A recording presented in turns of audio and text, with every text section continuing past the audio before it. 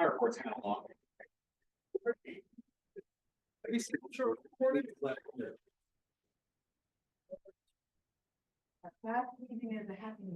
Yeah, thank you. See, I can never go to Hampton. Staff man job, it just comes down to people asking questions. Do you know they have on your,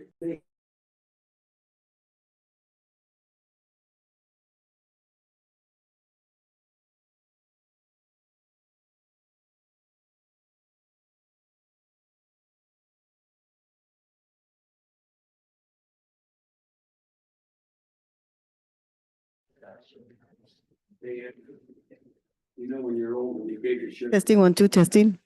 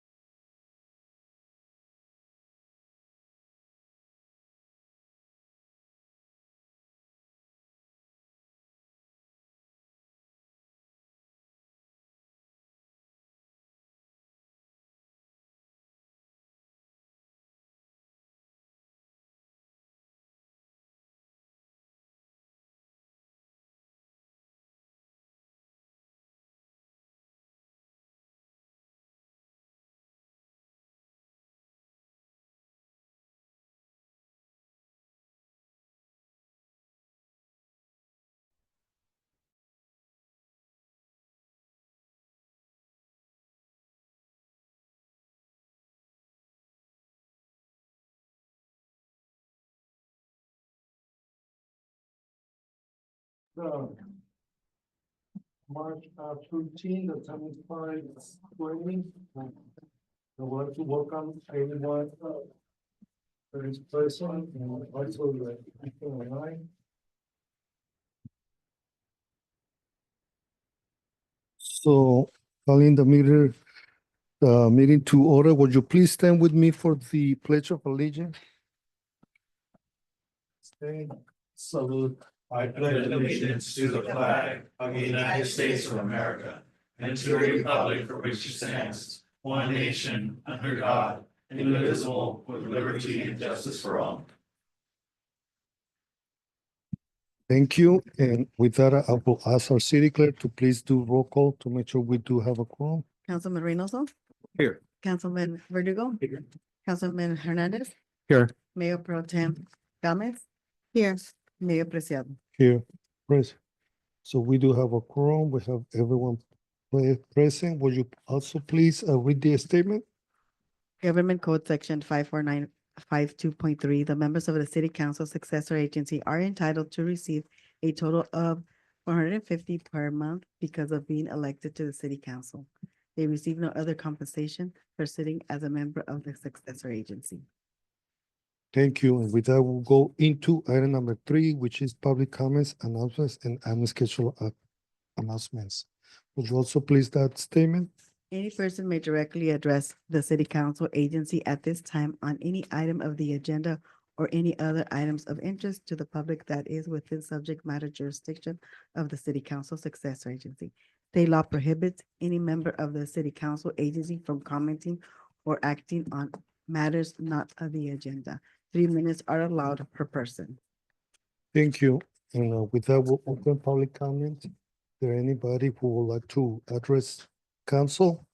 This is the time. Please come to the podium. This will be waiting a few minutes for online.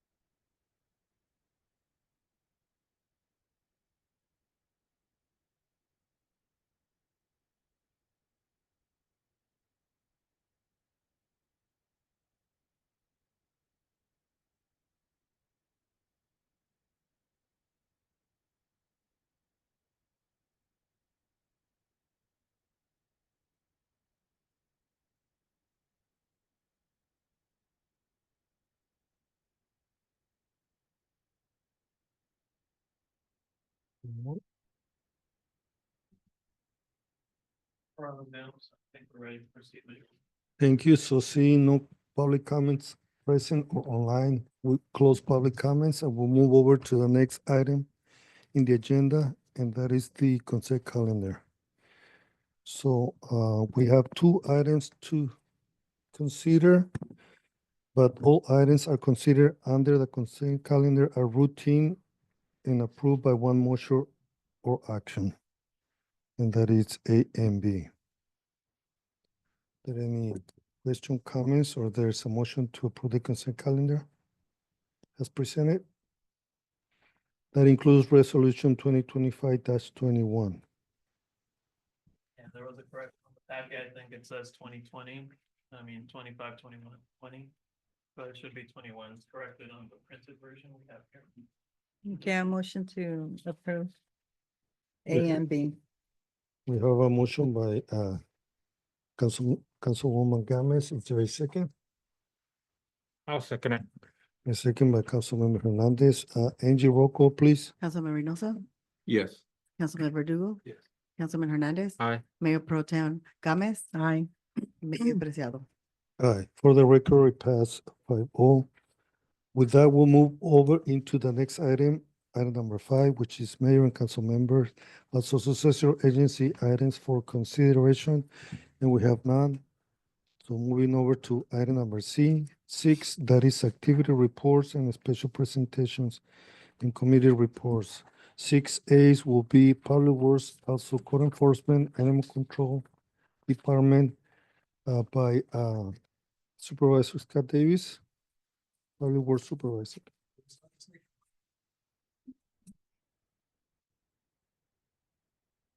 Supposed to be light? Yes. It is now. There you go. Good evening, Mayor, members of council. Before you have our public works report. Code enforcement continues to work on their property abatements. The illegal vendors are still coming in during evenings and weekends, and he is working some flex hours to take care of that. And he continues to work on other projects as needed.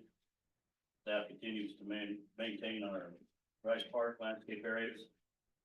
Skyline Neighborhood Park, Skate Park, Sports Complex, Campground Safety Center, and the Elliott Park, and coming into the new kids park soon to be in there. It is progressing well. The landscape is, majority is completed, and the fall material is being placed. This weather has helped them in one way, and it's hurt them in another, because the glue for that soft fall material is actually activated by water.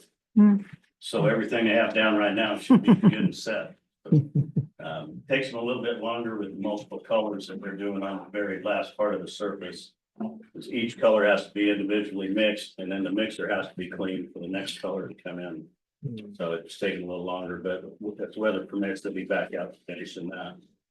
Give me like 2 seconds. Mind if I show pictures of it? Sure. Yeah. The picture that Javier sent yesterday, the engineer, Wow. just to kind of explain what Scott was mentioning. Oh, very nice. So those pictures are not the real park. Yesterday, Yesterday? Oh, yesterday. yesterday. Look at that.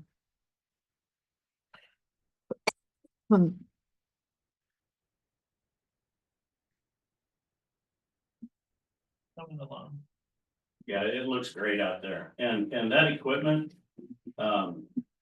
it's unlike anything we've ever had before. They even have Wow. little things to play with on the sides. They've got some of these little discs that have magnets in them. So as you try and push them together, they push each other apart. And they've got a flipper thing that goes down and it turns other things over. It's a really, I think this is gonna be really good. And I think for the ADA part of it, all of the climbing areas on those are soft and rubbery. So it's not a totally hard surface. I think this is gonna be a really popular playground for the kids. It's pretty elaborate. It's a neat looking unit, it really is. Mhm. And then Public Works still has some work to do up against the boxing club where all the water lines are run. So we'll be making sure that the valve boxes and everything are set to grade. And instead of pouring concrete across that, we eliminated about a 3-foot section right along the building. And we're gonna put DG in there to make it look nice, but be able not to have to break through concrete if we have to fix water lines. All of the irrigation lines start running right through that area, including what we have for the boxing club and the fitness court, so. We do have that little bit of cleanup to do, and I'm sure Javier probably got a better timeline on when it's gonna be done, but with the weather, it's holding us up a little bit on that, but it is looking really nice.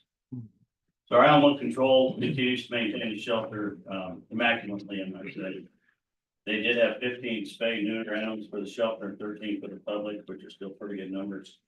The grant money for that's been working pretty good to convince people to get their dogs spayed or neutered. The rescue and redeem did pick up in February, and thanks to all the people who volunteered on the Saturdays that they're doing, I think it's every other or every third Saturday, they go out to the shelter and they walk the dogs, they help clean up the outside areas, bathe and play with the dogs, and so Raul's been really excited about that, so the public's getting involved, which I think is another good thing for the spay and neuter program, because as the people that volunteer there start talking to the public more about the importance of spay and neuter program, that we'll get more in town that that are wanting to do that, so it should pick up with that also. And they are trying to coordinate vaccine clinics for this May. Our streets, we just continue to maintain our street signs, flags and banners. We've been patching Plymouth and city streets as needed. And we continue to work with our city engineer on the new street projects, which they consider factor in some of that. Water distribution, we've had pretty good luck in February. In town, we haven't had too many leaks on our distribution lines or service lines, and we did have one leak on the 12-inch main transmission line in February. And it was on the backside from where the PG&E substation is. It's back around on that back hillside back there. So we do have a big washout that we'll be filling in this summer. It did make it over the edge. Moved quite a bit of dirt. It's amazing how much dirt and water can move. Wastewater collections, we're continuing to do our reports. We did have 4 calls for sewer plugs in January, and we are continuing the enzyme treatment for the grease. And we continue to maintain our city-owned property, vehicles, and equipment. Do our monthly and quarterly reporting to the SJVAC PD, CD. And the roofing project, Ken Brown Safety Center are near completion. We did have a change order that was approved recently for the section that goes over the hospital side entrance. What used to be the entrance to the emergency room, and they will start on that as soon as weather permits. And when the weather does warm up at the vets hall, the front area of that, those 2 rooms and the entrance will be done. Excuse me, that's just getting a recoat on the, it's a similar vinyl roofing to what we have on the PD that was done when we did the remodel at Vets Hall on that flat roof area. So weather needs to be warmer for them to finish that. And that's all I have on this. Are there any questions? Any questions for Scott? No, I have one. The house on Mariposa that is across from high school, do you know when they're gonna start demolishing that or? So I did talk to Loopy about that because that was brought to my attention a couple of weeks ago by a citizen. And they are doing just enough in the time frame that they're given to show progress to stay ahead of Loopy actually sending out the abatement and trying to get a contractor to come in to do it, which is a very long process also. But they have been just ahead of what their time frame on getting it done. Yeah, there's people in the public that are wondering about that too. So what is the time frame? I'm not certain on the exact, I believe it's 60 days. They have to show progress on it. And so I'll address it again with Ludwig and see where we are. And he sent the last letter out, and what response we're getting on that. How much progress do they have to show? Very little. Yes, Mm. and They piggyback, can roll one bin in there and fill it up and then. they got their Really? timeframe to- and she's had a lot of issues because she has pulled a permit. We're just waiting for her to finish the demo so they can start construction. But we have given her a time frame, about a month. So if we don't see progress, then we're gonna move forward with what we need to. I have a couple questions. One regarding the new park. Yeah. You know, I know it is difficult since having to supervise children while at the park, but since it's also an ADA compliance park, and we know we're gonna have some special needs children, and knowing that other children sometimes behave in a way that do not respect each other. Is there gonna be any supervision during the day when the park is open? Only the parents that are there. Only the parents will be fully Yeah. responsible. We don't have the personnel to have somebody out there to supervise that, and make sure that there's no bullying or anything. Okay, I believe there's like a group special needs. Maybe we can kind of have a conversation with them too, that way they're aware of what to expect regarding taking care of the children there with special needs, especially the parents. I know they're usually supervised by their own parents, but when you gonna have this, because it's gonna be open to the general population. Oh, right? yeah. So, Yeah. so we may see incidents, so we just gotta be careful that, things doesn't get out of control. And obviously, if we're contacted over that, hopefully they would contact the police department first. But Public Works would also respond to something happening there, so we could assist if we need to. I do know that that there was one woman that at the park requested being able to get her child from the pavilion down to the basketball court. And we made a plywood ramp for that. By no means compliant to ADA. And she understood that, but she was extremely grateful that we put that in so she could get her child down there. So I think with people like that, being able to be there with their child and then explain to the other people if their kids are treating those kids differently, to be able to talk to them and say, look, this is, some kids have problems. And I think the community with a little bit of that knowledge and direction on, somebody that's actually got their child there and say, look, this is the problem my child has. And they want to play on this too. And the education of the community, I think, with people especially like that, she wants the community to be educated on the disabilities that some children have. And so I think, I don't see having much problem. But we would obviously, everybody, I'm PD, we'd probably have a fire department down there too. And found out some kid was getting picked on. So, Yeah, and I'm not aware that I've heard of in recent memory of there ever being some sort of incidents of that nature with the current parks we do have or other features throughout town. I know more often than not with the special needs group that we have interacted with, they just look to find the time or space where maybe there isn't so much stimulation around with so much noises and such like that.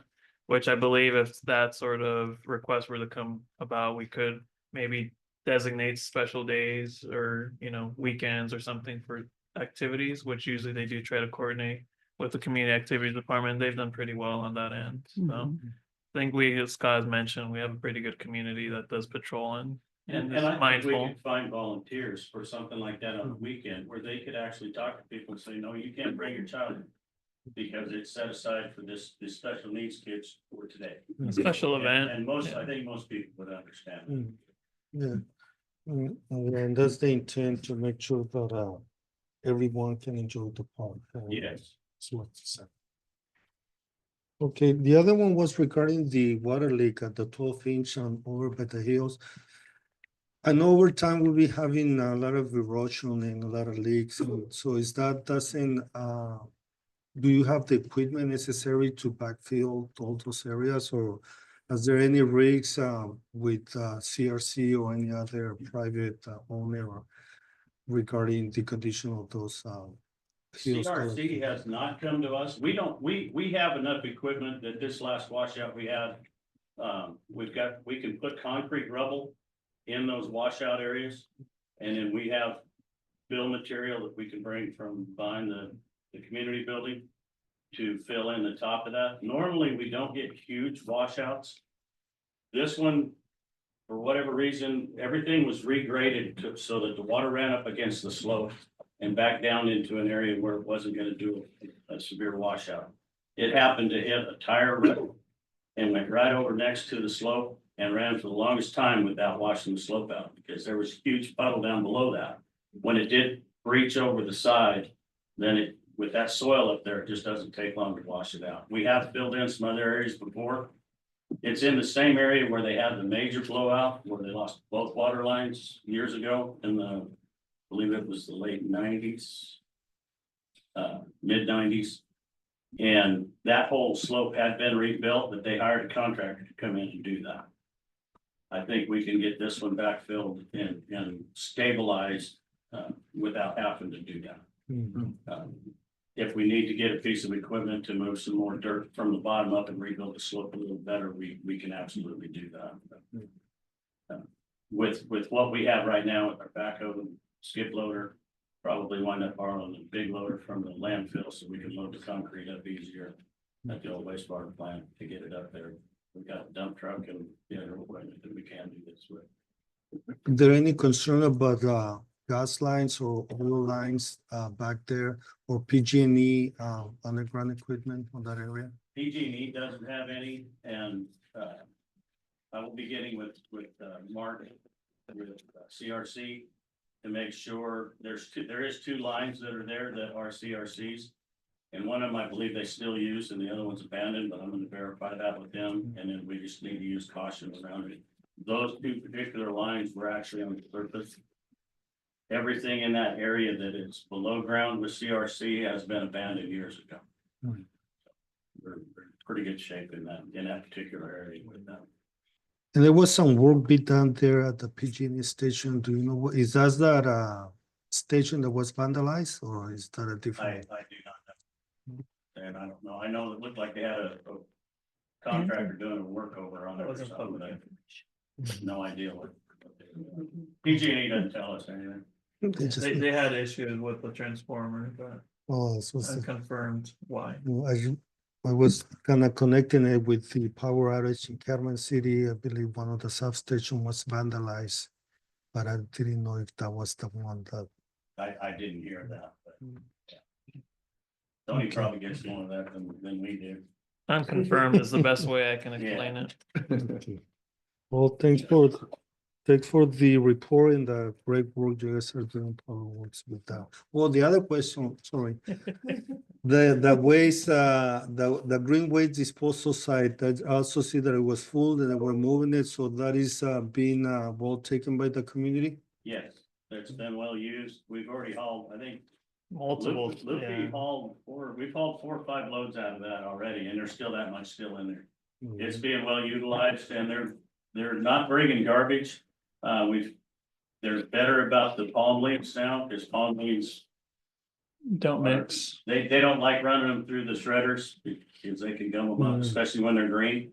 But it's working out well, and the public hasn't just pulled up and dumped anywhere. We've pulled some stuff out on our own, set it off to the side. But the public's backing right in there and leaving it in that area, so. Yeah, I know, speaking to Lupe about trying to get like a flow going, especially right now, it's kind of peak season, people are trying to trim their branches. And obviously that will kind of taper off later into the year. But also trying to see what Mid Valley can potentially help us with. I think he's saying maybe 2-3 loads a week at this rate. Yes, Mhm. and maybe we need to talk to them about getting the bigger roll off. To help out. There will be a little bit of expense to that, just because of the travel time to Kalinga, which we had discussed with Mid Valley before. Mhm. But I still think it's something that we can maintain. Mhm. The service to the public. Yeah. Thank you. Well, thank you. And I'll ask Scott just to stay at the lectern for just another quick minute. I do want to just, council allow me just to share very briefly that, as everyone might be aware that, it will be Rob Williams' last day on March 18th, next Mhm. Tuesday. He will be retiring from the city after 38 years and 2 months, which if you put it into perspective, I did the math on it. That's the majority of 3/4 of the city's history. Since incorporation, the city's only 47 years old. So Rob's been there for a big chunk of it. Arguably, well, without a doubt, he is the longest serving employee the city has seen. And it's gonna be a great loss, but he will definitely be enjoying his retirement. We'll be having a little get together Monday, which everyone and anyone in the community who knows Rob is welcome to, noon to 2 p.m. here in the Pegasus room. But alongside that farewell to Rob, I do want to announce that we have a next public works director who will be Scott Howard Davis. Congratulations. Who also has a bit of history with the city, more than 23 years and 3 months is what I calculated right now. Yeah. First as a mechanic and then moving up to supervisor for the last 9 years. Yeah. Was I right? 13. Oh, wait, okay, even longer. There you go. So I know the Public Works Department will be in good hands, and Scott shares in our vision and trying to make Avenal as self-sufficient as possible. and try to have our own crew handle as many projects as possible as well, keep everything in-house, keep our dollars here in town. So I'm glad to have Scott still on board, help us along this next phase of Avenal's history in public works. So congratulations, Scott. Thank you, and I'm looking forward to continue serving the city. I appreciate Tony's confidence in me being able to continue moving on with everything that we're doing, and look forward to serving you for several more years. There you go.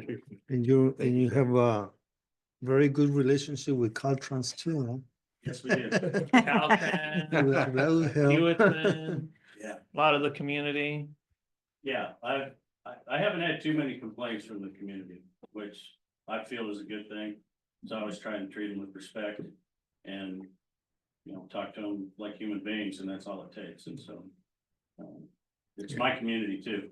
Yeah. You know, I took ownership in December of 2001 as a mechanic for the city. It was my shop, it was my equipment, and it was my people working for the city. It's been that way for 23 years. So, And I believe that once you earn respect, it goes a long ways because respect should be number one priority in public service. Okay, well, you got it. Thank you, Scott. Thank you, Scott, and welcome aboard.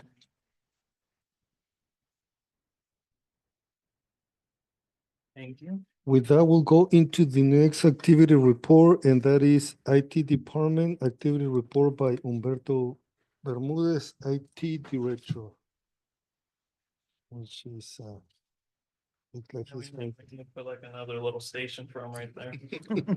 Microphone and all. Not quite slim enough to sneak past you guys yet.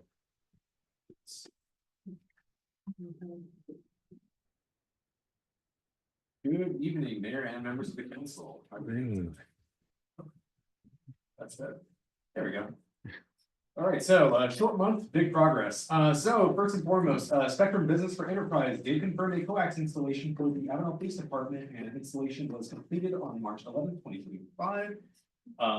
As Chief mentioned in his last report. On that note, Cal.net provides the next draft of the business terms for their microwave-based internet solution. Most of these terms kind of just go over the redundancies, just ensuring the redundancies and stability, just ensuring the plans in the event of a failure, how they plan to prevent it, any backup generators and so on and so forth. So all of that is looking pretty solid. I think that we are confident in their proposal so far. There's a few more, I guess the batteries are gone. So that's okay. There. Ooh, good job.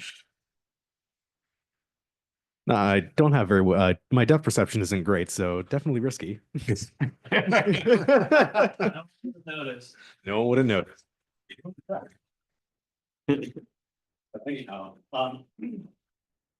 So back to Cal.net. So we're pretty happy with what their proposal so far. Anything else might just come down solidifying. But we're pretty confident in them so far. But as it stands right now, because we have met with the police department to expedite the transfer over the practical. For our phone systems, still on hold. That are critical are functionally active. So it's all up there. He did reach out with another account representative, and we did go over the current phone number that we have available. On their end, the list that I was Working on was a list that Don had given to me back in 2019. It's really nice to have a cleaner and more consolidated list to work off of. It doesn't help that we constantly going through account representatives because we did these sidebar account. But as of right now, I can list off we are currently down to 40% of the original lines that we were working with. Now we're sort of just stuck with the lines that are tied to the safety systems. So alarms, fire protection, and so on and so forth. The plan on that end is reaching out to a lot of these ADT new protection ones, to move over to another either an IT from internet or a GSM conversion or LTE basically a cell phone conversion for these alarms so that we can get away from pop and control. We've done that over for City Hall. We've made progress on that in TV. So with the rest of the sites, it's all we need to accomplish on that end, and which gives we to remove the majority of the rest of the line we have there. As of this last, as of this past, Tuesday, we've been able to connect another 7 lines, majority of those are coming from this building here, the Avenal theater. So we're looking pretty solid there, we're just trying to make stages wherever possible, hopefully by the next fiscal year. Okay. So city emails, all city hall user, inboxes have been migrated, so that means, they are all officially recognized as city of Avenal.gov. IT will continue to, or will coordinate with, public works to have, emails consolidated. Luckily, some of these emails here were already just one of the deployments on my end, staff can actually look at, I didn't have to sign back in or anything, so we're looking pretty solid there. Shared inboxes unfortunately are still under their .us governance, so. Anything regarding, say, the social media, we know that we all want to share, so we actually about .us finance, any, finance, human resources, so the general shared, emails, those are also like the .us and everyone else can do it as well. For services, we are, so staff is beginning to build out the police department internal IT environment. So this just involves building out the networking situation, making sure that the server, the physical servers have the software to provide these services that we need. So general login services, data storage, so on and so forth. Making sure all of that is sound, making sure it's all redundant, so that in the case of a failure of one of the machines, another one will stay on and make this time to replicate. So we're looking pretty solid on that, and we'd like to have that. We'd like to have, or we have a timeline of about till the end of I believe April 30th is the last day of review, so that we submit our letter of intent to things time services. And we are on track to do so, and I'm incredibly excited about that. For other services we managed to handle, the website redesign is continuing as scheduled, officially launch is slated for July 31st, I believe is the date, our IT manager, Nolan Naranjo, has been working with the deputy city clerk and city manager on the survey project. This project stress test, unfortunately, it's also been a stress test for the printer that we ordered about a week or about a month ago. Luckily, they have been holding up, however. What are you doing? So one complaint is that the catcher is only like so much, like 400 pages worth. So I don't know why, like immediately, and it looks like it has more space. It could be due to it could be due to weight. Is it 400 pages? Based on whatever. 7 pages in general, 400 to 500 just. But for now, it hasn't broken down with all the printing we've been doing so far, so we're very confident that it will hold up to utility billing when we take that job on. Which arguably it's job that we're doing here is actually already, so we even so. Have you printed at least 1,000 pages on it? That one night, I did about 2,000 or so. So I And think that day we had done more of that earlier. so. I think we're pretty safe to say that these machines are working out for us quite well. Thank you, Mr. 2,000. No, 800 plus 500 times 3, because each of those are 3 pages. Yeah. That is Calculate that. 3,900. Is that the questionnaire? So it's a pamphlet with the brochure. with the Pamphlet city's and services. okay. Pretty happy with our choice there. Who made that choice? Well, the council. We don't take the credit. We just agreed. But that folder has a little hiccup. Folder missing.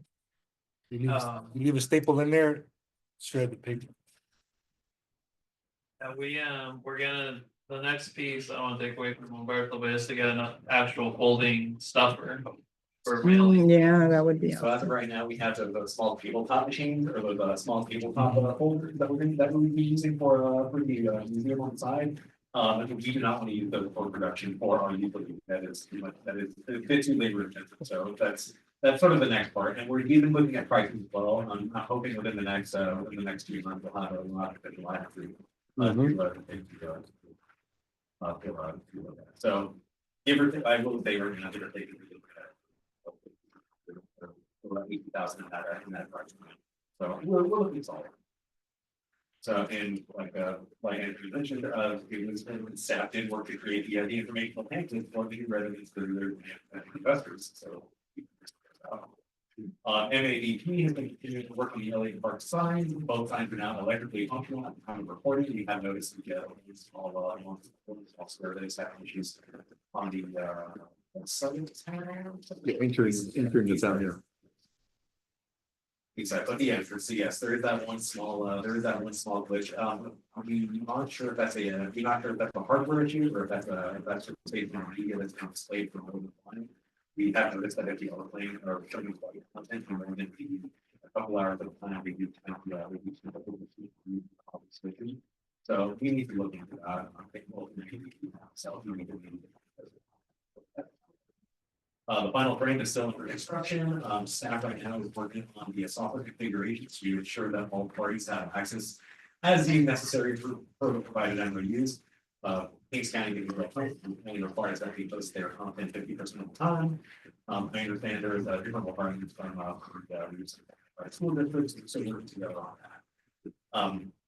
Unfortunately, as it stands right now, the signs at the entrance of town typically controlled locally, so somebody has to be physically at the location to change the signs. We're still trying to work on a cloud solution to make sure that they can just get access from anywhere.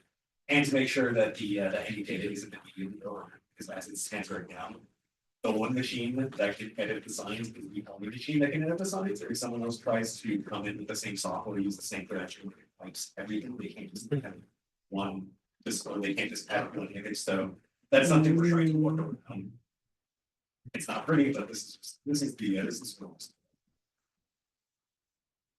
and we will work with Caltrans to move the speed of the sign that it's to be found. I was gonna point out, coming down, there's like three actual signs that obstruct the vision of the monitor. And then once you get, as you get, you could see it further away, as you get closer, those signs, because I know you're thinking of the one next to the sign, the actual sign, but on the opposite side, there's three actual signs that are obstructing the view as well. So you might want to look into that. Yeah, thank you. Well, you're on the same subject, right now, who's taking care of changing the wording or the signs? That would be myself and our. And so you're also gonna be working with the school district whenever they need their, signs to be, message that they want. You'll be working with them to input those messages. Yes.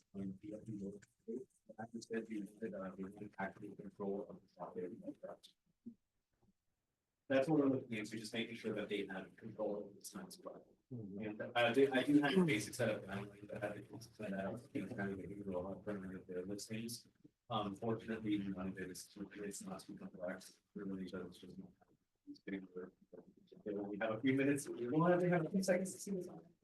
They're more than welcome to use like the advertising. Yes, I can get that over to a while back, I know that they were having the same issue with the sign that they had at the front of the high school, so Which is gone now. which is gone now. But do what? It didn't work for like what, 3 months? And then- No, I think more than that. Yeah. There's little things like this that we don't really take into we don't really think about until the issues come up and it's like, oh, well, no one wants to deal with it. So this is where I'm willing to deal with it to just prevent this. And we're gonna, prevention is easier than cure. So we are still continuing to engage the city website and we are providing tech support across all the cities. Go support, but pretty solid. Any questions? A lot of good things in the report. Any question for Humberto? I have one.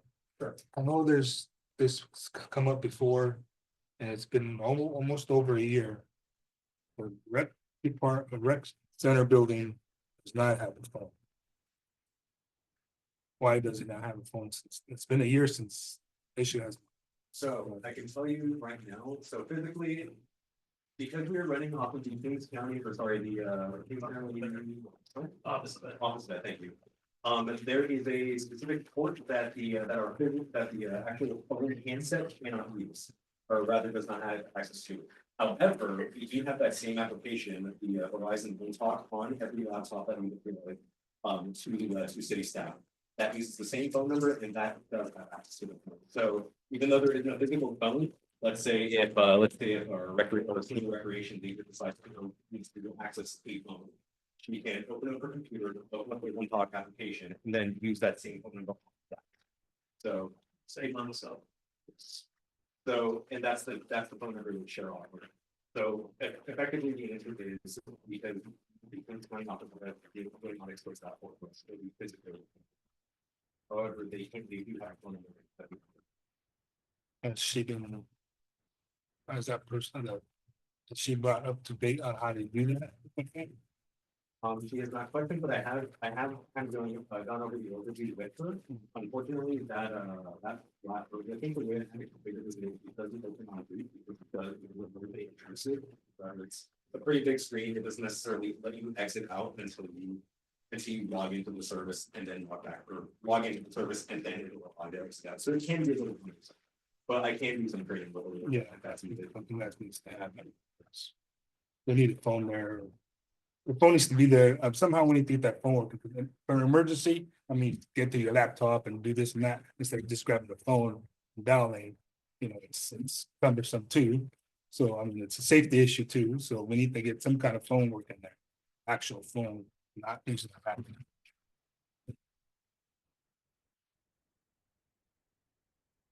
Any other questions? No? Well, Humberto, thank you, and that's a lot of work you have done, and hopefully continue to improve this city, but I also want to give you the credit to the IT department, probably Tony, for those decisions that are taken. We rely on your guys' expertise regarding the IT that runs the city. Thank you.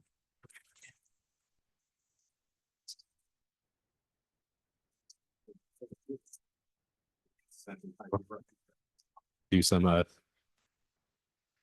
Very. That's true. I was very giggly inside that room. I was shouting a bit. It was a very exciting 30 minutes. But it again, it all kind of feedback and keep getting.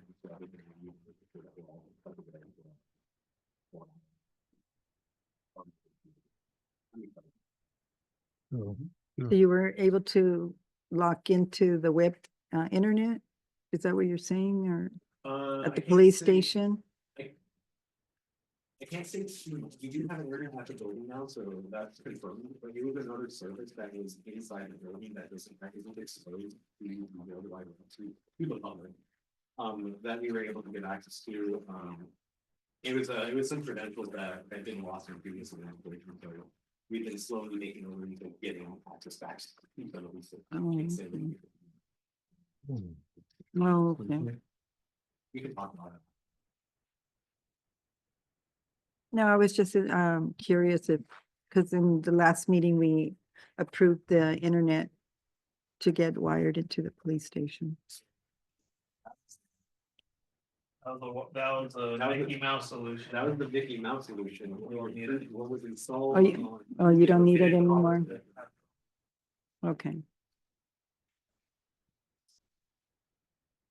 Okay. That said, we are in a contract with them. I'm sorry for you. So this happy accident is a good thing? It's a very good Okay. All right. thank you. Thank you. Batteries. Are those dying too? Switch it to that.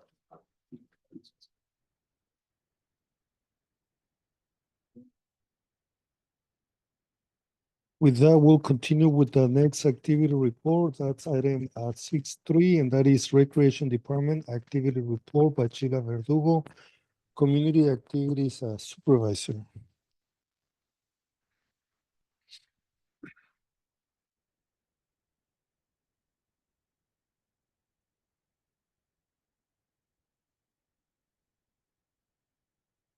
That fresh batteries.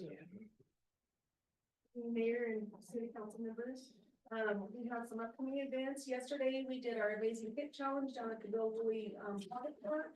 We had 14 participants. We had 2 vendors out there, the PD was out there, although the weather was not supposed to be what it was yesterday, but we ended up with good weather. We had 2 vendors, self-help and then the APD. Not much community at all, just the participants and family. The fire department came out, they were supposed to be barbecuing the hot dogs, got called out. And then ended up coming back and actually just, helping take down and. Oh, that's everywhere. Easter is April the 12th, well, we're doing 10 to 2, we're gonna start, bracelets start selling at 10. But it's gonna be 10 to 2 at Rice Park, sponsorship letters went out. We dropped off to many businesses that we've done or dealt with in the past.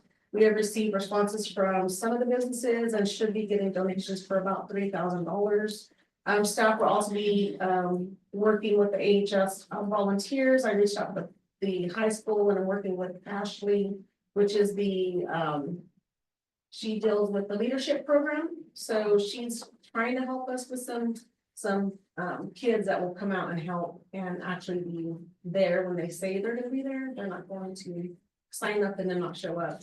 The Ridge Sunset Preschool will be out doing their arts and crafts again. The youth cheer will be providing the pictures with the Easter Bunny. And we're also looking for buy-in for the churches. I know our church, the Avenal Assembly of God, will come out and do all the contest games out on the basketball court.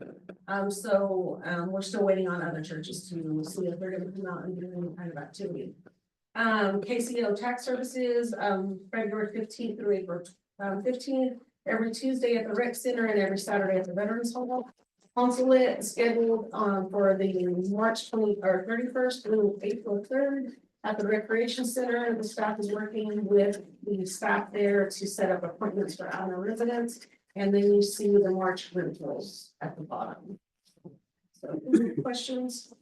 Any questions for Sheila? Just for the old timers, not yet on the Right. next thing. A month ahead. All right. Sorry. Right. Hold on, yeah, Sorry. old timers. Not yet. I know we had that text message thread and Yeah. I'm coordinating still with JD and then probably talk to some city staff to figure out when we want to meet together. So we're all on the same page.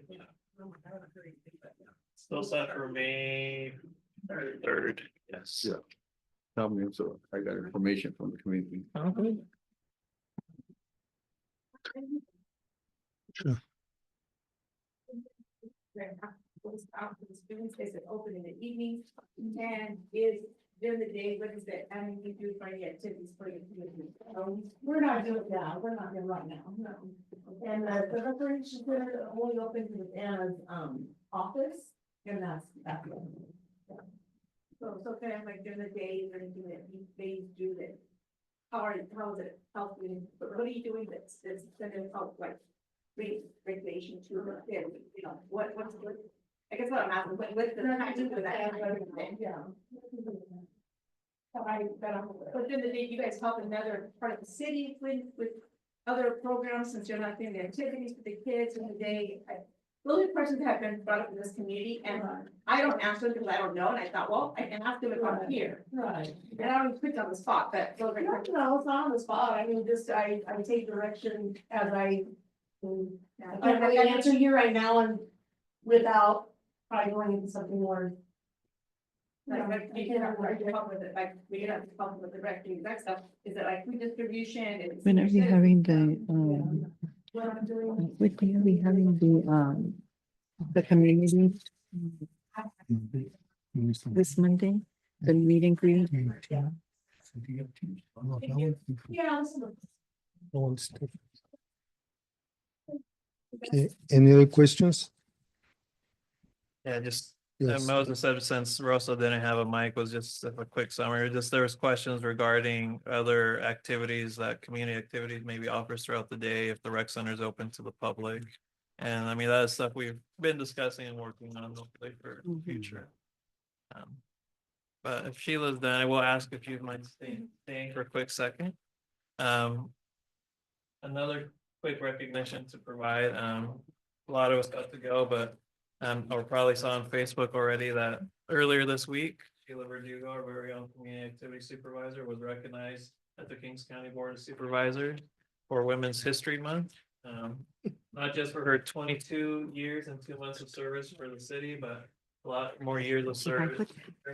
A lot more years of service and volunteerism to the entire community. Her church, Assembly of God, I know for Rotary with Old Timers Day, Pistachio Festival, and a lot of other activities.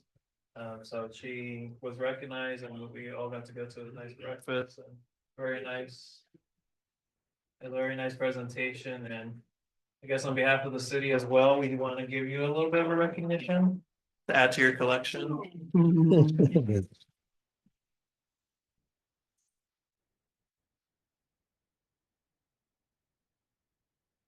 Congratulations, Sheila. So, Well deserved. Very well deserved, Sheila. Thank you. a little bit of what I said at the Board of Supervisors meeting, you know, I started 8 years ago. And I think within the first week, Sheila, I was invited to some behavioral health or public health department or something that we were at the rec center, and I helped clean up at the end, and we just kind of sat around the steps outside the rec center. We're just sitting there, and Sheila just looks at me with her little thing. She's like, "So what's your plan or ideas for the city?" Like, really? Sheila, I just started here in a week. I was just the associate planner. But I've been very grateful, working alongside Sheila with a lot of the great ideas, enthusiasm, and passion she does have for this community, which is bar none. You see it every day, even with whatever limitations aren't limitations to her. She's still always thinking, always texting middle of the night, and someone I can count on last minute to help us fold pamphlets or get things stuffed. And I personally am grateful and appreciate what you do, Sheila. More better deserving from our community. Mhm. Yeah, I was there and it was very nice to see you being recognized and given that award in front of the conjunction with all the other 5 districts plus the staff also. What was her name? Chief from Corcoran. Oh, Maggie Ochoa. Maggie Ochoa, there were 6 recipients actually, but it's nice to have our own district too, being from Avenal. Thank you. And with that, knowing that you know, always try to do what is best for our community, I would like to take that time right now to raise that concern that was raised by Councilmember Verdugo regarding the phone at the Veterans Hall. I know as a supervisor, you sometimes oversee those buildings, the building specifically, but also we know that that program, nutrition for our seniors, is provided by a Commission of Aging from KCAO, Kings Commission on Aging. Yeah. Mm. Yeah, so I believe, I don't know, just wanted to give you the tools to provide or fulfill the needs in every building. I don't know if you have any recommendation regarding. I know that most of the times even when the senior program is running, there's city staff that may go in and out to supervise or maybe needed it. Does any of those employees have a city phone provided that they can use, or, you know?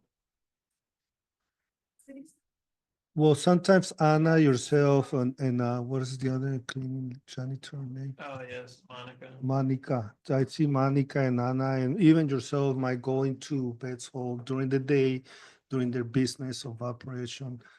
Does any of you have a cell phone provided by the city to use in case of a need? We have the option of either taking a city phone, we used to have one, and then we opted to give that phone back, because I do not want two phones, I can't even keep up with one phone, right? So we opted to not have the city cell phone, and we use our own phones, we use our personal phones to do that, to do any, so we have our phones, but it's just not a city phone. Mhm. It's not a city. Now, I don't know about Monica, I'm assuming she has a phone. Yeah. And Anna? And this not, drift away from the agenda too much, but yeah, it is something on our IT policy regarding having access and being able to respond during work hours. There is an agreement with each employee, depending whether or not they have a city issued phone or they're willing to use their own, phone, but they have to be accessible. Okay, Monica has it straight. Monica. Yeah, okay, I'm sure staff will be probably working with you to see what will be the best way to fill that need. Okay. So with that, we'll go into 6B, which is special presentation reports, and I believe we have a California Health Collaborative present. I believe we have Celeste Ramos. She's the program manager for Kings County Tobacco Control Program. Welcome.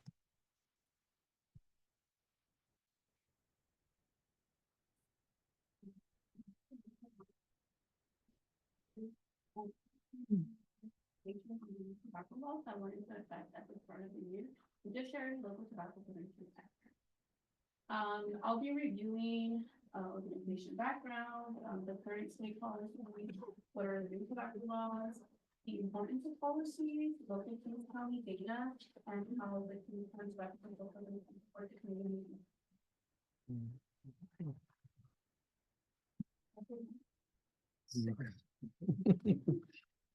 Background, California Health Collaborative is a nonprofit organization founded in 1983.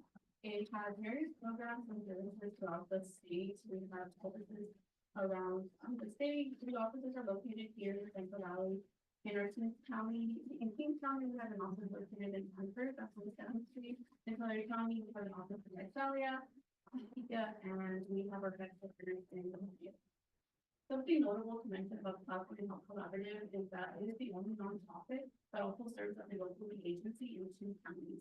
One of them is San Bernardino, and the other one is here in Kings County, at the Kings County Tobacco Control Program, which CHC or California has done with.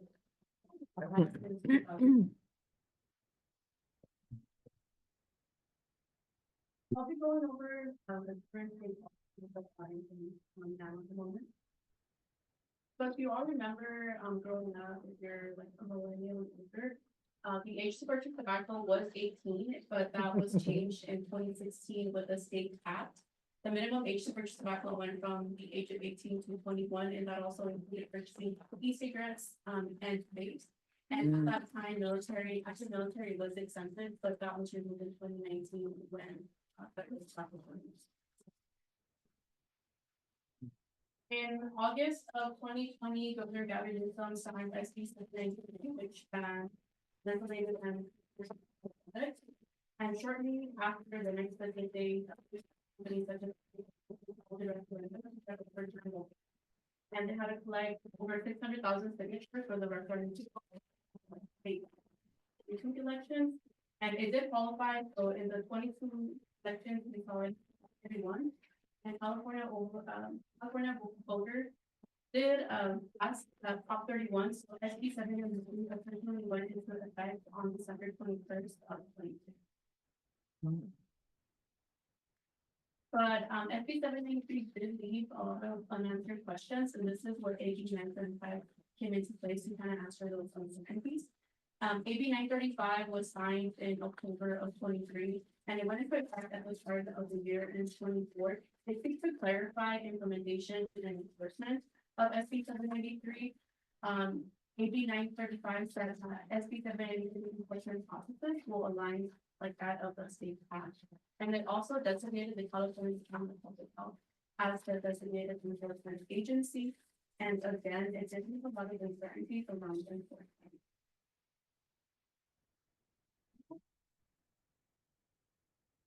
So I'll be reviewing the new tobacco laws and how the new tobacco laws transfer concerning complex devices. AB 3218 and SB 1230 are the two new laws that went into effect at the start of the year. They work together to enforce or to clarify enforcement of SB 793.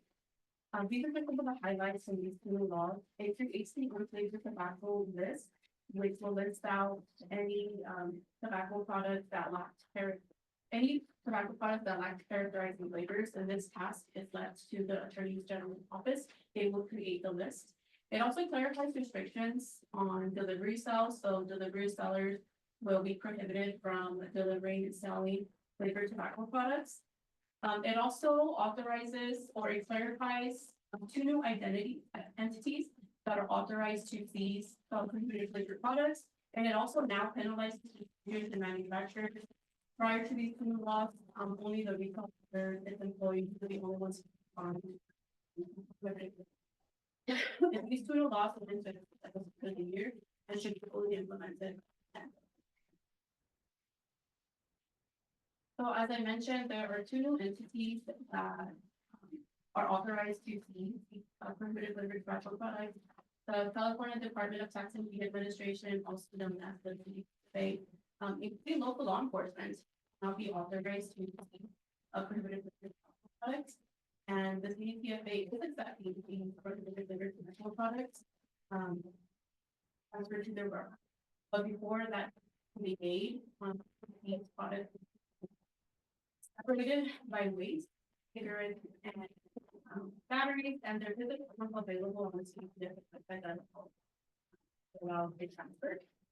And in general, these laws are non-preemptive, meaning local jurisdictions have the power to put in their own behavior policies that, or even more. Okay. So you mentioned two entities that can enforce the removal of those tobacco flavors. Are they present in Kings County, any of those entities, or they come from other areas? So it's the CDTFA, and I guess they would come to the jurisdiction if someone does do like a complaint, like this week found it on sale.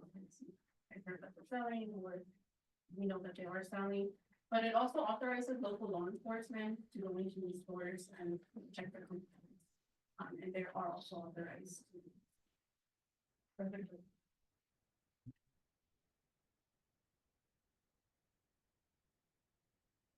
So why are these policies important? Why are policies in general?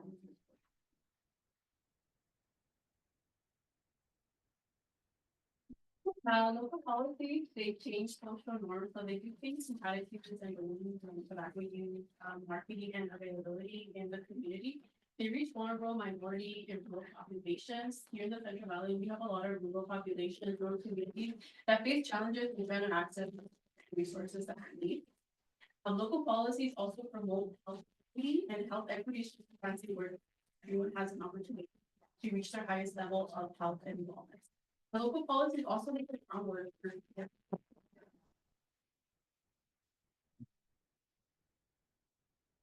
and it's also important to know it's important to know that there's always new trendy tobacco products out on the market. These are just some that I wanted to highlight.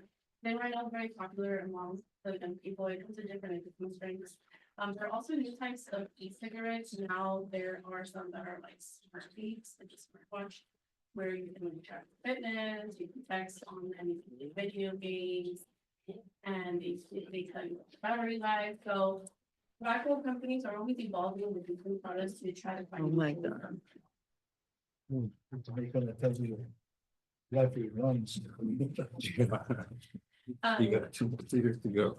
There are options for local jurisdictions to keep the community safe. And often is a tobacco retail license, a tobacco retail license or TRL report. Is a policy for local government to require a tobacco retailer to pay a license fee. The license fee helps pay for enforcement and public health and insurance.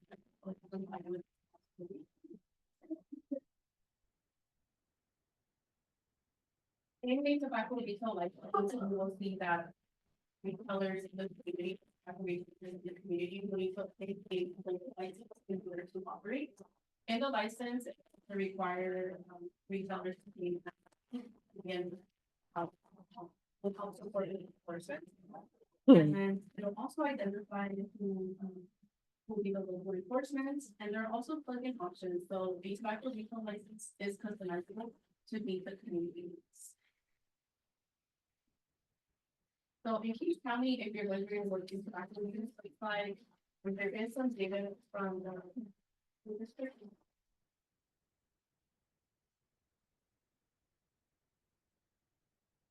In the 23-24 California Healthy Kids Survey, students were asked a lot of questions around vape use, alcohol use, drug use.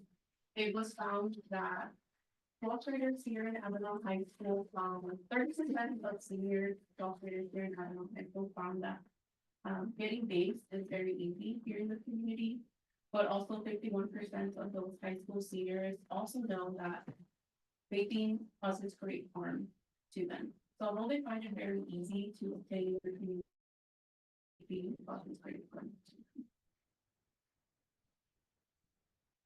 In the city of Avenal in August of 22, underage tobacco purchase surveys were conducted, and 3 out of 12 retailers here in the community did sell to someone under the age of 21. These were conducted on the same day, so out of 12 retailers, 12 tobacco retailers here in the city of Avenal, 3 stores did sell to someone.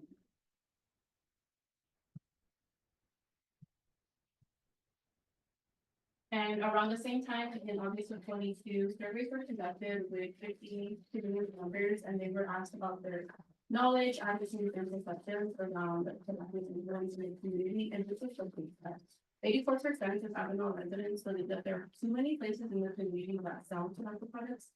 88% of respondents strongly agree that tobacco products are harmful to people's health.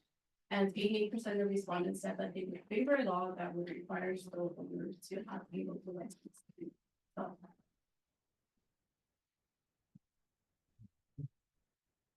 How can the Kings County Tobacco Program support the community, support Kings County? The program is available to support in education, so educate leaders, the community, even retailers on current tobacco laws and tobacco use. The program can also support community development to create language barriers, keeping the community safe, and identifying materials for the community for retailers. We can also support in civic engagement, so provide trainings to the community, such as data collection, public speaking, how to speak to officials, comments. We're available to do civic engagement trainings in English and Spanish, and also provide technical assistance. So to provide communities with options from other jurisdictions in California on how they could address tobacco-related issues. And just to kind of wrap up, I did want to share some information resources available to the community. You can tell us we're available.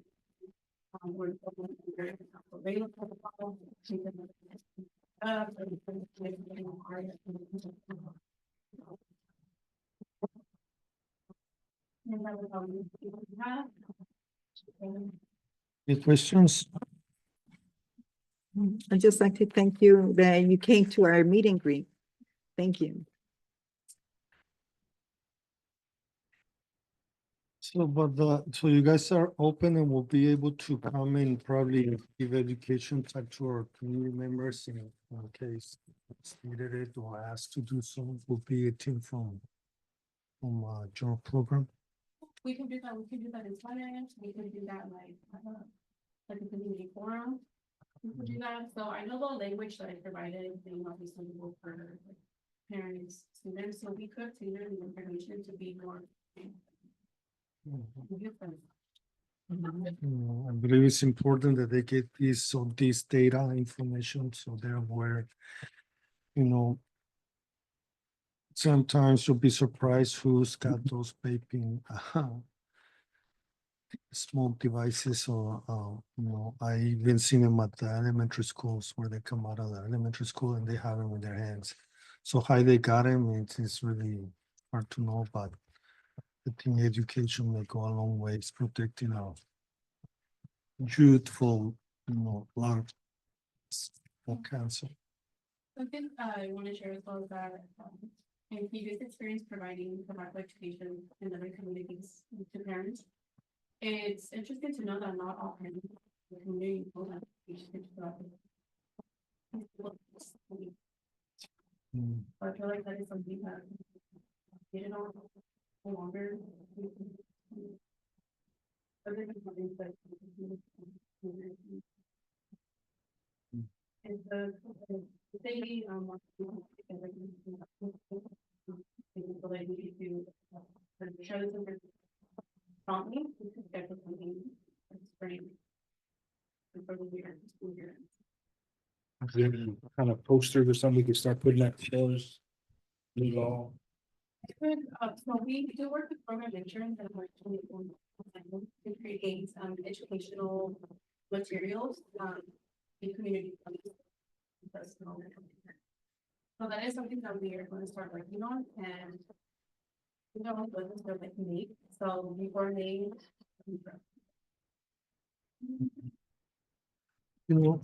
I would like to make an invitation. We're gonna have an event, community event on the 20th, we complete 27th, the 26th of March.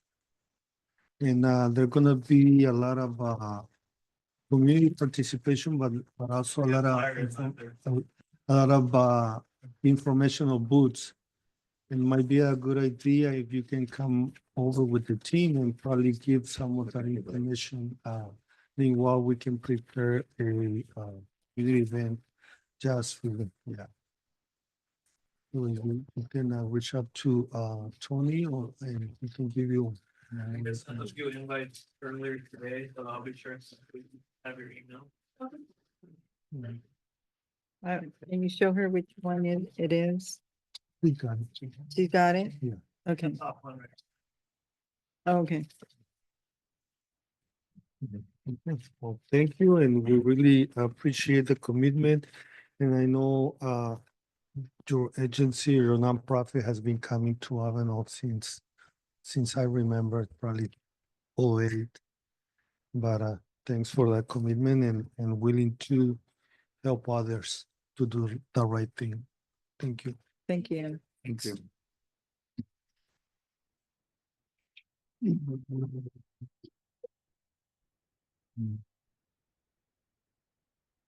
With that, we'll go into item number 7, which is public hearings, but we have none.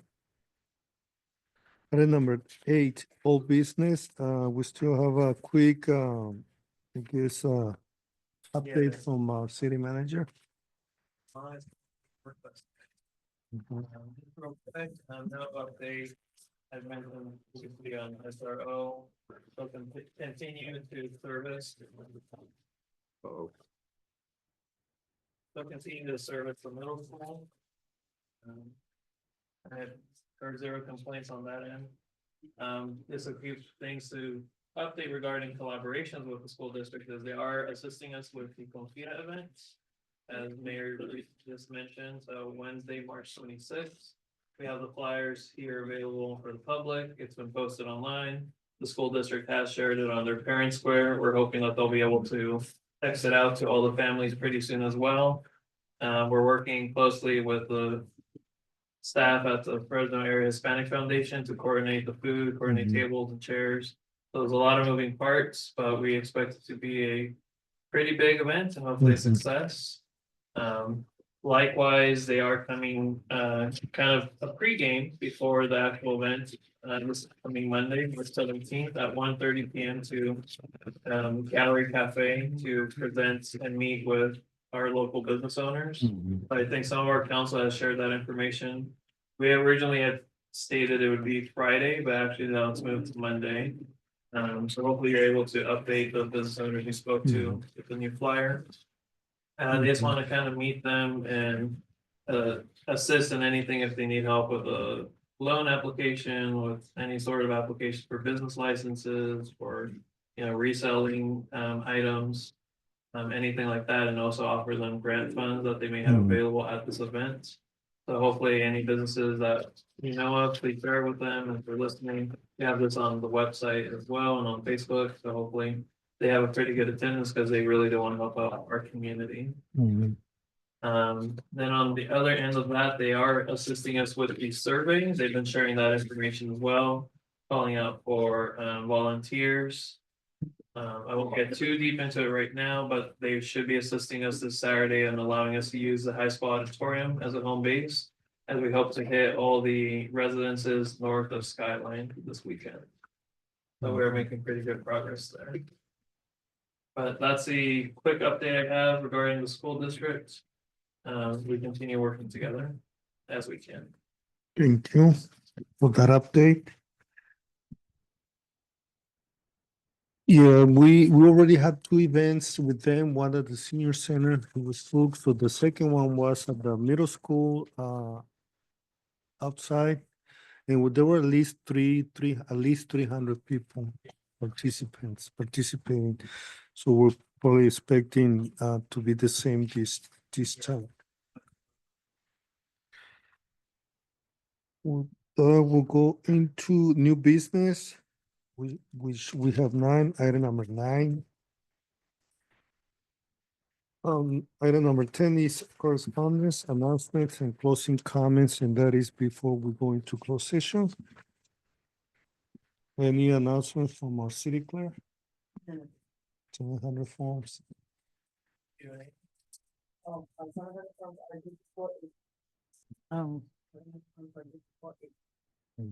I don't think we heard you. You didn't hear it the first time. We have about a week, huh? A little bit more than a week. Okay, closing comments? No? Deputy Clerk Carla, do you have any closing comments, announcements? Thank you. We go to our city manager, any closing comments, announcements? Yeah, very quickly, briefly, tomorrow there will be a pop-up vaccination clinic, hosted by Valley Voices from 2 to 7 PM at the Recreation Center. And at the same time, they will also be having food distribution from 3 to 6 PM. So we shared copies of that, and we have copies that are available for the public as well. Another thing I do want to announce on the city side, besides Rob's retirement on Monday, is that we are having a town hall next Tuesday, March 18th from 6 to 8 PM. We'll have it here at the theater. The intent of the town hall is to kind of start matching together some of the feedback we're getting about the survey. Allow time for any community members who haven't been able to fill out the survey or need assistance. This will be a time for them to come out and get help with our volunteers. But also kind of get some direct feedback and some ideas brewing with our city engineer. We'll be discussing a few projects on the pipeline, such as the community center, the completion of the park.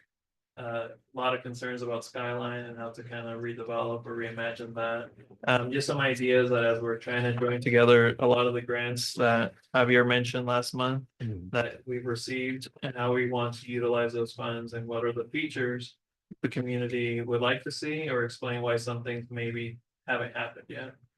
The chief among them, as I mentioned, the community center, kind of explaining what that process is, why funding was short, what the bidding process looks like, and a bit of a schedule that we do anticipate it starting next week, I believe, right, Scott?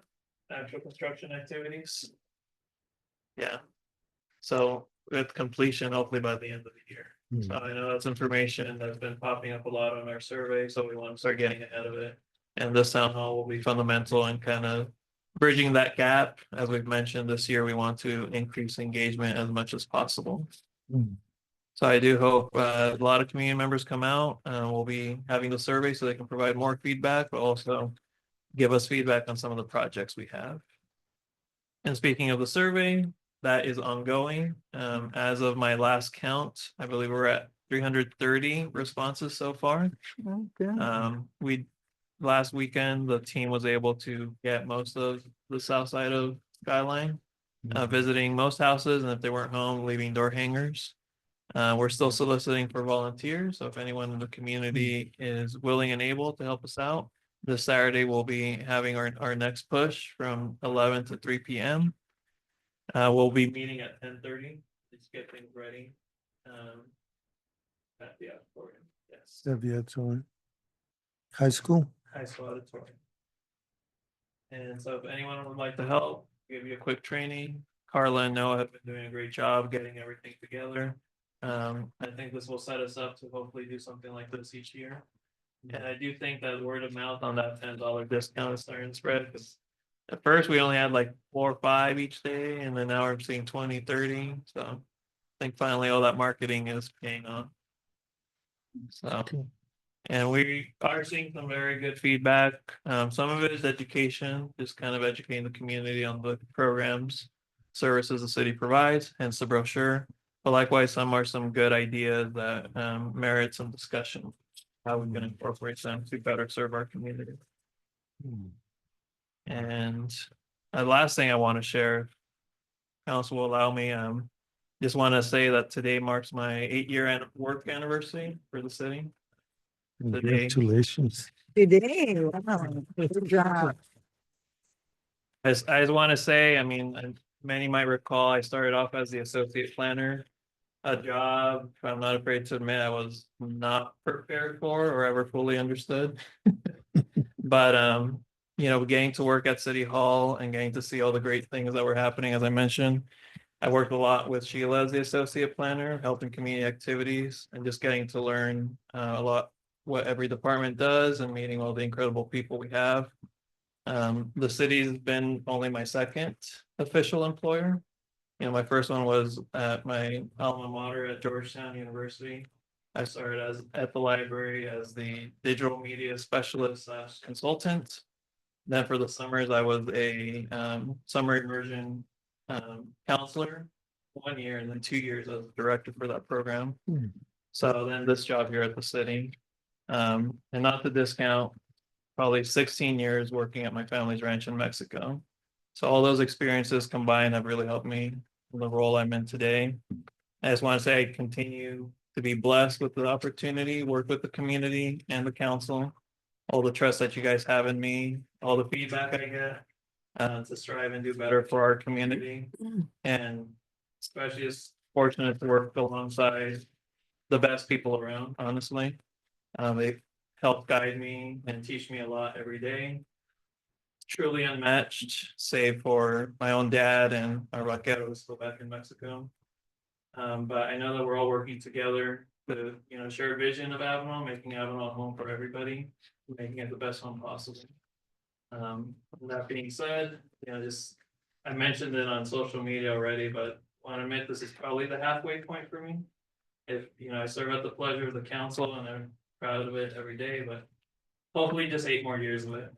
You're getting old. Yeah, 8 years. it is a big burden, one I enjoy and I feel I strive in, but definitely this is hopefully to happen. So I'm able to, if the council allows it, the community still kind of deals with me another 8 more years. And I'll continue hoping to see Avenal through this period of growth and fostering the next generation of leaders, I hope.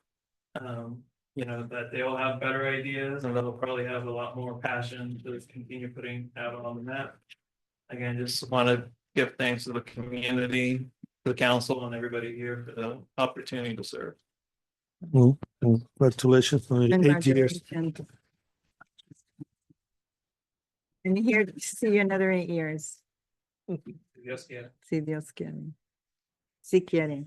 Si se puede. We'll continue with our city legal counsel. Do you have any announcement, closing comments? Thank you.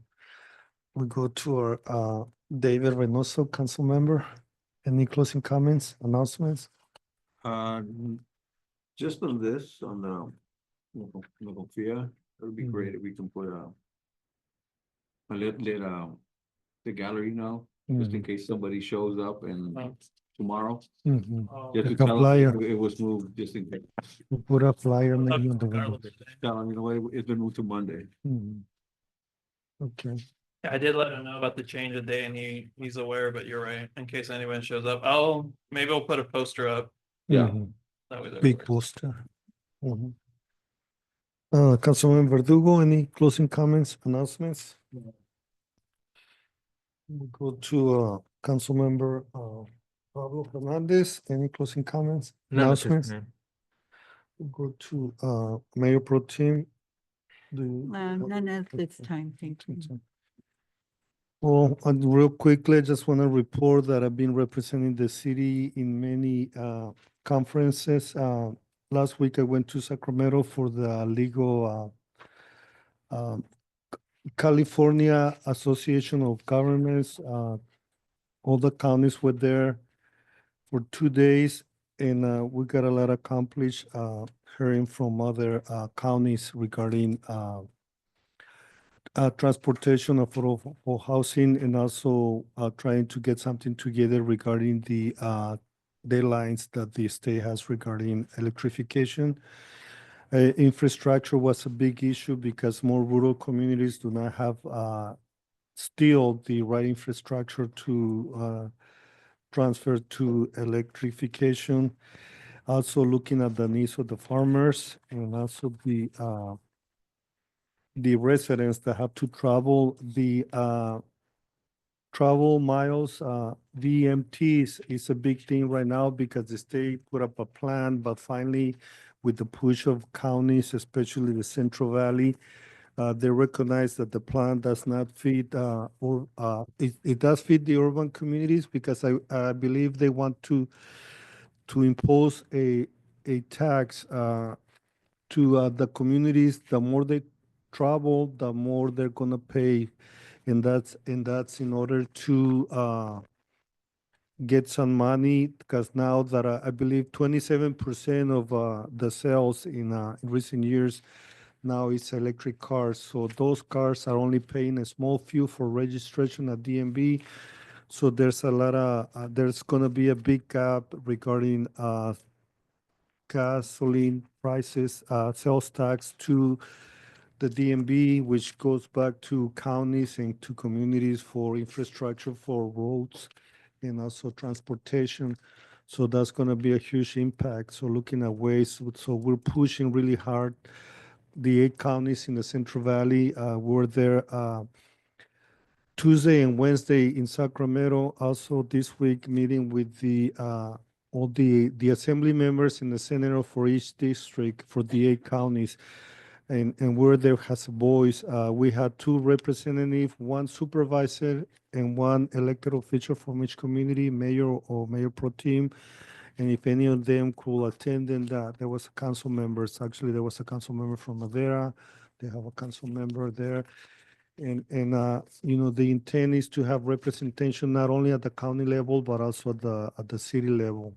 So they can hear it directly from each community, especially rural communities, which that BMT, vehicle miles travel tax will hurt our rural communities because, as you know, our communities have to travel. If they go to Fresno or Madera Children's Hospital, they're traveling over 120 miles, one trip. So that's one day. So if they get taxed on that, you know, it's gonna make it real hardship to our communities to, you know, to move around, to travel. And as you know, our public transportation, our county is doing the best, but it's still impossible to rely on public transportation because at least you will spend 4 to 6 hours making a single trip to Hanford. And if you miss the noon bus, then you're not coming back until 6 p.m. in Avenal. So looking at how we can rely those challenges that we have, rural communities, and believe it or not, each county in the Central Valley has the same issues. Fresno County, Colinga is Fresno County. They're 65 miles away also. You know, you go to Kern County, they have the same issues. Tulare County, they have the same rural communities far away from the county seat. So I believe we did a lot of progress. Hopefully the same committee, the 8 counties are gonna be going to DC in August. Also to lobby the federal elected officials, congressmen, and also senator from the state of California, hoping to bring more funding to the Central Valley.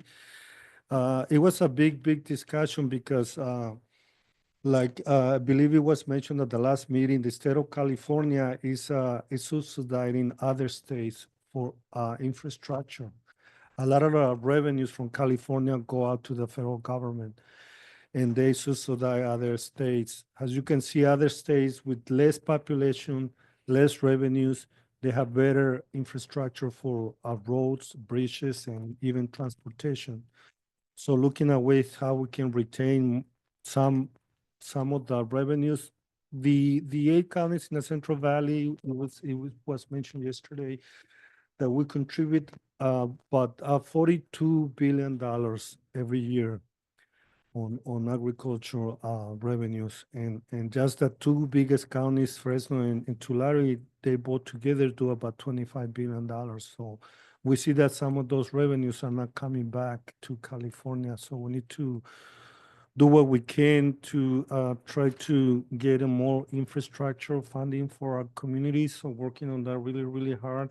So we see interest. We met with our new Assembly member Alexandra Macedo, she's from the Valley, is representing our district, our fifth district from covers Kern, Tulare, Kings, and counties.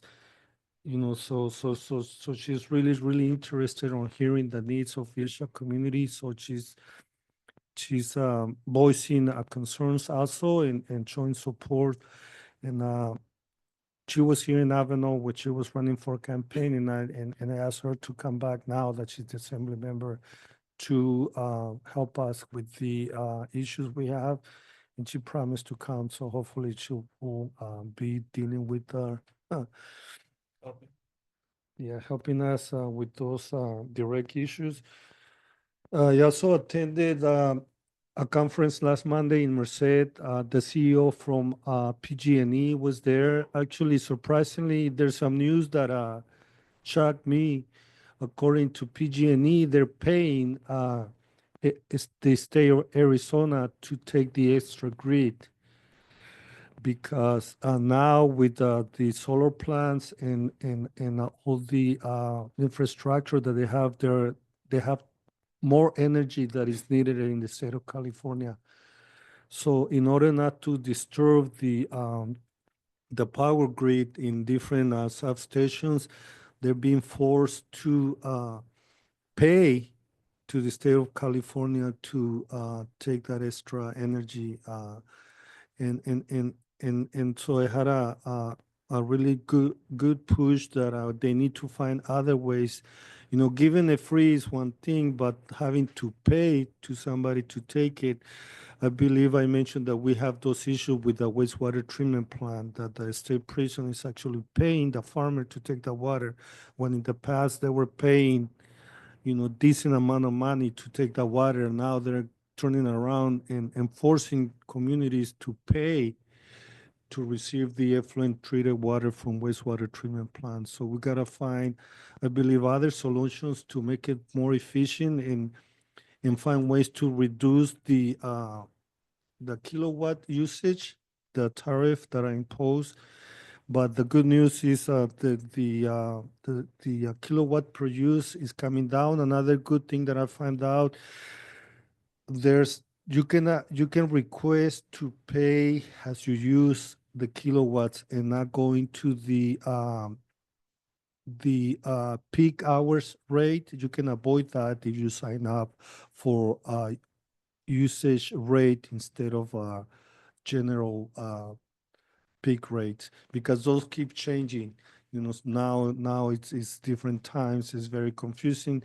So hopefully we'll be having a town hall meeting regarding all the programs that PG&E has to offer, like care, leave, and they also have another one for people who have mental condition, health conditions, they can apply for a lower rate. Also very important to know that each one of us have 1.87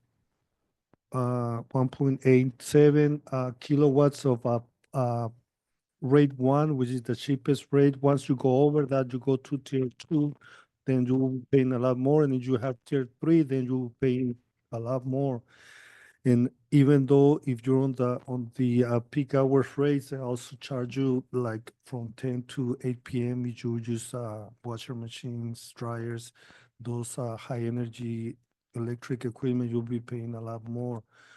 So those are the things that I'm looking for the community to be aware of and try to find the best way to kind of go around and pay less for the service that they provide.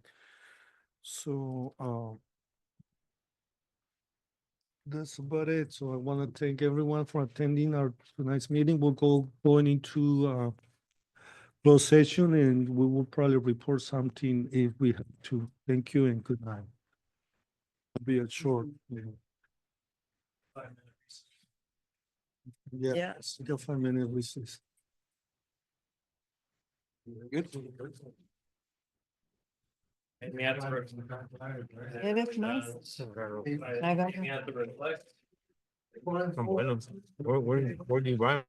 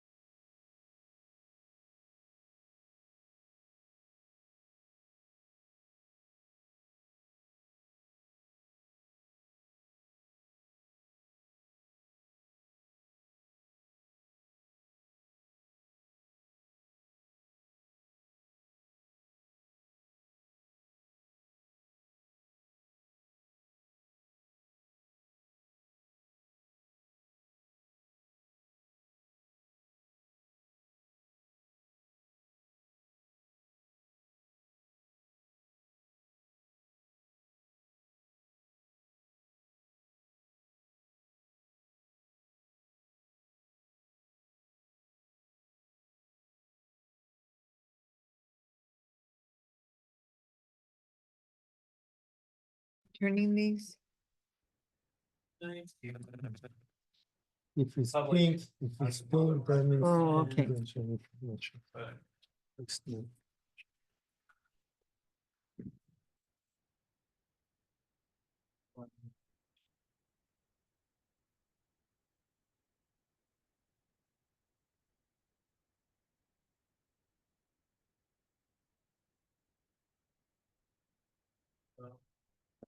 Whenever you're ready, Mayor. Okay.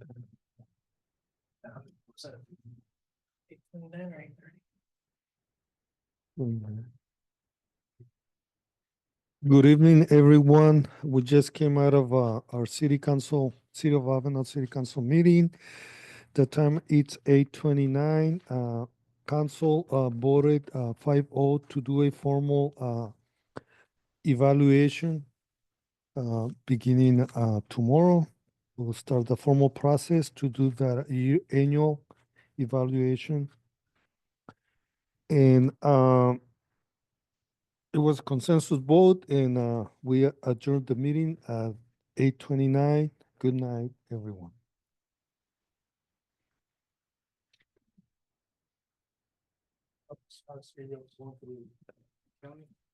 The high speed, what? What about it?